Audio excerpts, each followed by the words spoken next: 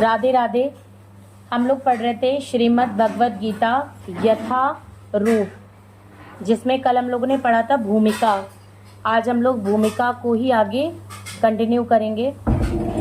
कष्ट भोगने वाले अनेक मनुष्यों में केवल कुछ ही ऐसे हैं जो वास्तव में यह जानने के जिज्ञासु हैं कि वे क्या हैं, वे इस विषम स्थिति में क्यों डाल दिए गए हैं। आदि जब तक मनुष्य को अपने कष्टों के विषय में जिज्ञासा नहीं होती, जब तक उसे यह अनुभूति नहीं होती कि वह कष्ट भोगना नहीं अपितु सारे कष्टों का हल ढूंढना चाहता है, तब तक उसे सिद्ध मानव नहीं समझना चाहिए। मानवता तभी शुरू होती है जब मन में इस प्रकार की जिज्ञासा उदित होती है। ब्रह्म सूत्र में इस जिज्ञासा को ब्रह्म जिज्ञासा कहा गया है। अथातो ब्रह्म जिज्ञासा मनुष्य के सारे कार्यकलाप असफल माने जाने चाहिए यदि वह पर ब्रह्म के स्वभाव के विषय में जिज्ञासा न करे। अतएव जो लोग यह प्रश्न करना प्रारंभ कर देते हैं कि वे क्यों कष्ट उठा रहे हैं या वे कहाँ से आए हैं और मृत्यु के बाद कहाँ जाएंगे, वे ही भगवत गीता को समझने के सुपात्र विद्यार्थी हैं। निष्ठावान विद्यार्थी में भगवान के प्रति आदर भाव भी होना चाहिए। अर्जुन ऐसा ही विद्यार्थी था। जब मनुष्य जीवन के वास्तविक प्रयोजन को भूल जाता है तो वो भगवान कृष्ण विशेष रूप से उसी उद्देश्य की पुनर्स्थापना के लिए अवतार लेते हैं। तब भी असंख्य जागृत हुए लोगों में से कोई ऐसा होता है जो वास्तव में अपनी स्थिति को जान पाता है, और यह भगवत गीता उसी के लिए कही गई है।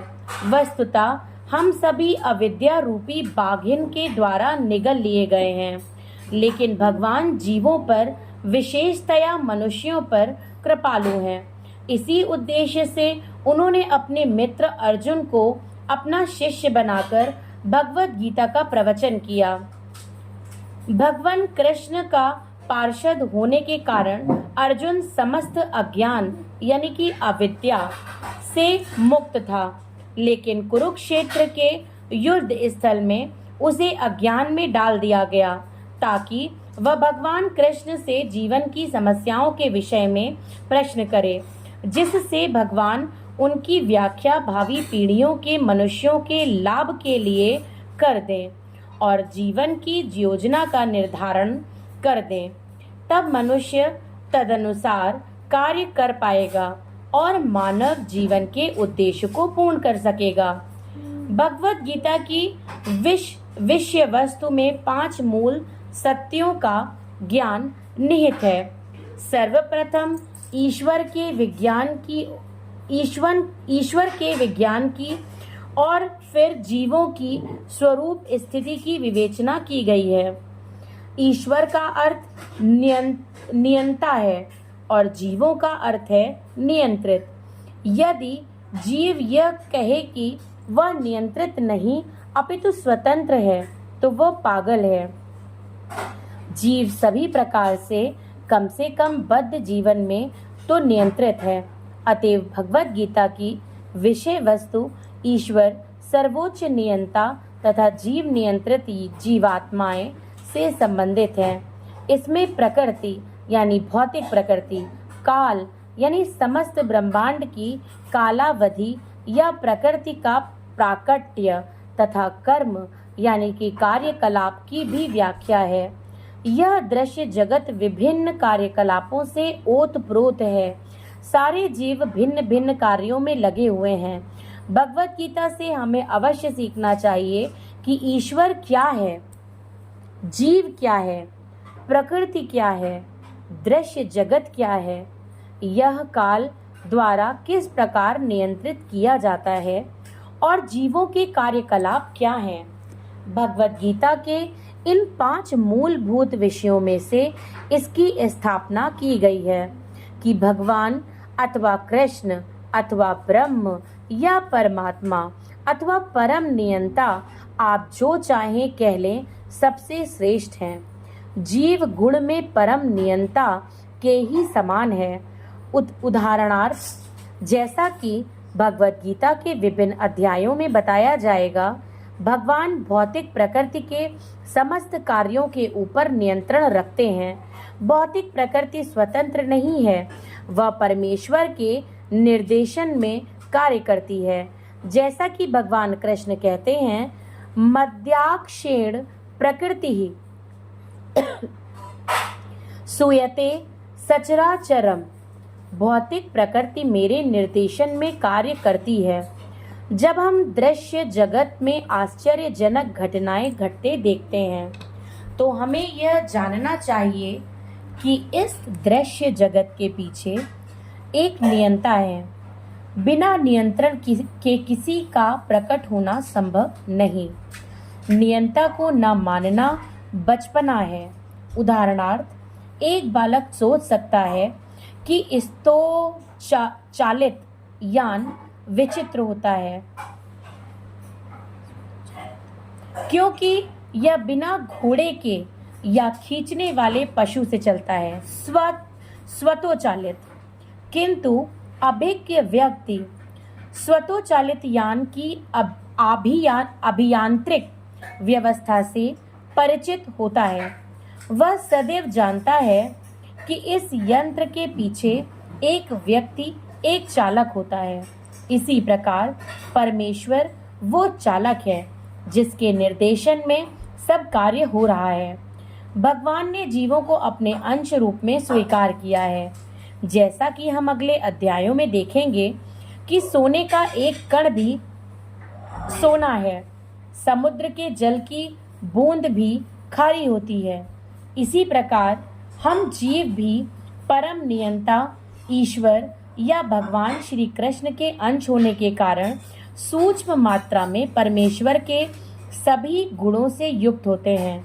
क्योंकि हम सूक्ष्म ईश्वर या अधीनस्थ ईश्वर हैं, हम प्रकृति पर नियंत्रण करने का प्रयास कर रहे हैं। जैसे कि वर्तमान में हम अंतरिक्ष या ग्रहों को वश में करना चाहते हैं, और हम में नियंत्रण रखने की यह प्रवृत्ति इसलिए है क्योंकि यह कृष्ण में भी है। यद्यपि हम में भौतिक प्रकृति पर प्रभुत्व जमाने की प्रवृत्ति होती है, लेकिन हमें यह जानना चाहिए कि हम परम नियंता नहीं हैं। इसकी व्याख्या भगवत गीता में की गई है। भौतिक प्रकृति क्या है? गीता में इसकी भी व्याख्या अपरा प्रकृति के रूप में हुई है। जीव को परा प्रकृति यानी कि उत्कृष्ट प्रकृति कहा गया है। प्रकृति चाहे परा हो या अपरा, सदैव नियंत्रण में रहती है। प्रकृति स्त्री स्वरूपा है और वह भगवान द्वारा उसी प्रकार नियंत्रित होती है जिस प्रकार पत्नी अपने पति द्वारा।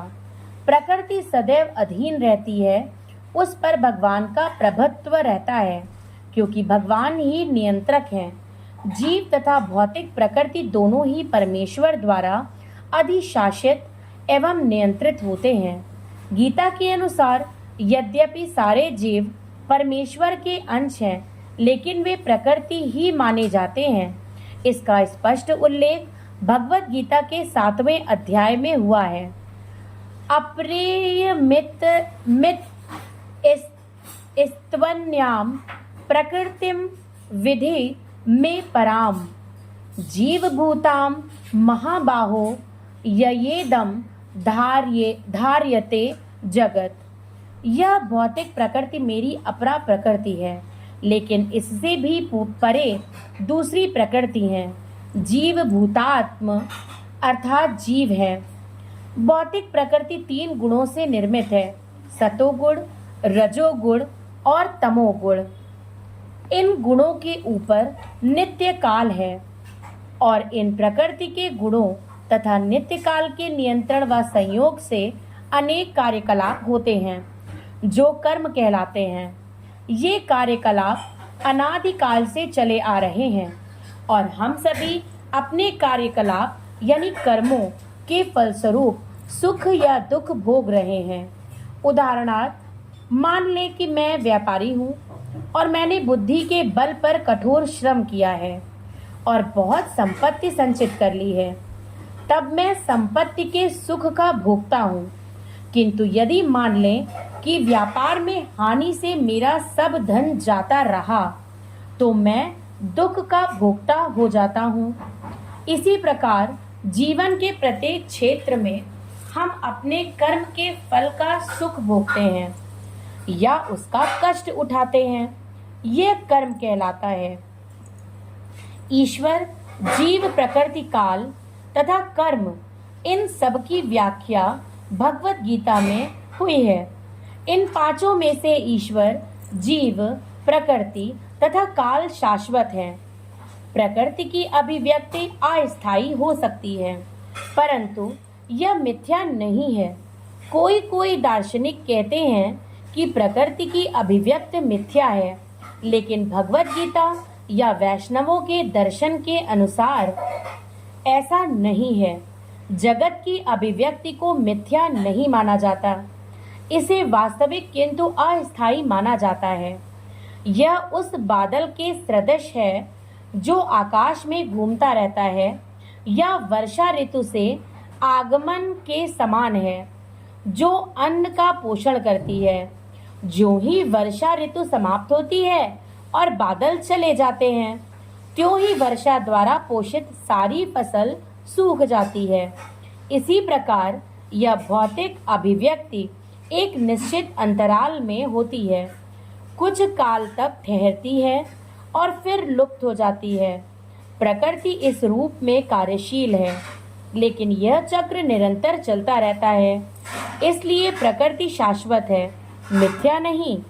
भगवान इसे मेरी प्रकृति कहते हैं। यह भौतिक प्रकृति अपरा प्रकृति परमेश्वर को भिन्ना शक्ति है, परमेश्वर की भिन्ना शक्ति है। इसी प्रकार जीव भी परमेश्वर की शक्ति है, किंतु वे विलग नहीं, अपितु भगवान से नित्य संबंध है। इस तरह भगवान, जीव, प्रकृति तथा काल, ये सब परस्पर संबंधित हैं और सभी शाश्वत हैं, लेकिन दूसरी वस्तु कर्म शाश्वत नहीं है। हाँ, कर्म के प्रभाव अत्यंत पुरातन हो सकते हैं। हम अनादिकाल से अपने शुभ अशुभ कर्म फलों का भोग रहे हैं, किंतु साथ ही हम अपने कर्मों के फल को बदल भी सकते हैं, और यह परिवर्तन हमारे ज्ञान की पूर्णता पर निर्भर करता है। हम विविध प्रकार के कर्मों में व्यस्त रहते हैं। निसंदेह हम यह नहीं जानते कि किस प्रकार के कर्म करने से हम कर्मफल से राहत प्राप्त कर सकते हैं, लेकिन भगवत गीता में इसका भी वर्णन हुआ है। ईश्वर अर्थात परम ईश्वर की स्थिति परम चेतना स्वरूप है। जीव भी ईश्वर के अंश होने के कारण चेतन है। जीव तथा भौतिक प्रकृति दोनों को प्राकृतिक बताया गया है, अर्थात वे परमेश्वर की शक्ति हैं, किंतु इन दोनों में से केवल जीव चेतन है, दूसरी प्रकृति चेतन नहीं है। यही अंतर है। इसलिए जीव प्रकृति परा या उत्कृष्ट कहलाती है, क्योंकि जीव भगवान जैसी चेतना से मुक्त है, लेकिन भगवान की चेतना परम है, और किसी को यह नहीं करना चाहिए कि जीव की परम चेतन है। जीव कभी भी, यहाँ तक कि अपनी सिद्ध अवस्था में भी परम चेतन नहीं हो सकता, और यह सिद्धांत भ्रामक है कि जीव परम चेतन हो सकता है। यह चेतन तो हो सकता है, लेकिन पूर्ण या परम चेतन नहीं। जीव तथा ईश्वर को अंतर भगवत गीता के 13वें अध्याय में बताया जाएगा। ईश्वर क्षेत्रज्ञ व चेतन है, जैसा कि जीव भी है, लेकिन जीव केवल अपने शरीर के प्रति सचेत रहता है, जबकि भगवान समस्त शरीरों के प्रति सचेत रहते हैं। चूंकि वे प्रत्येक जीव के हृदय में वास करते हैं, अतएव वे जीव विशेष की मानसिक गतिशीलता से परिचित रहते हैं।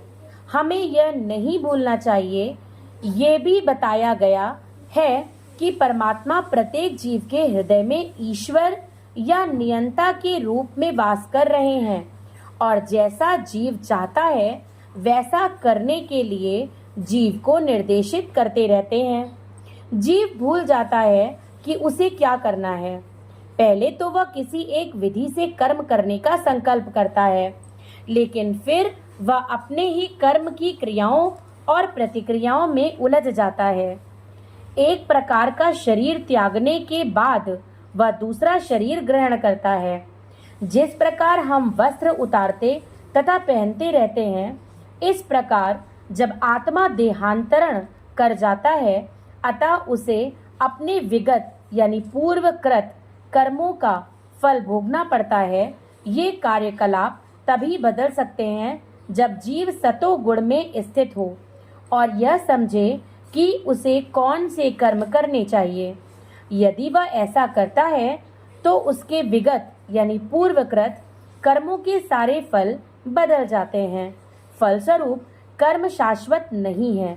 इसलिए हमने यह कहा है कि पांचों यानी ईश्वर, जीव, प्रकृति, काल तथा कर्म में से 4 शाश्वत हैं, कर्म शाश्वत नहीं है। राधे राधे। आज हम यहीं पे विराम ले रहे हैं। इसके आगे का अध्ययन हम कल करेंगे।